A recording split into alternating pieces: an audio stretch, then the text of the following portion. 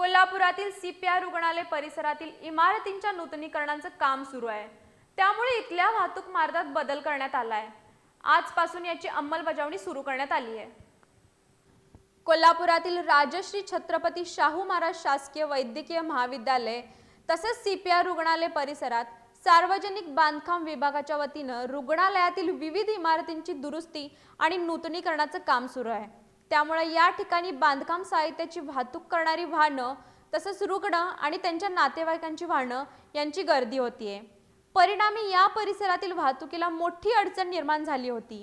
याची दखल घेऊन सीपीआर रुग्णालय प्रशासनाने या रुग्णालयाच्या आवारात वाहतुकीची कोंडी निर्माण होऊ नये यासाठी आजपासून इथल्या वाहतूक व्यवस्थेत बदल केलाय।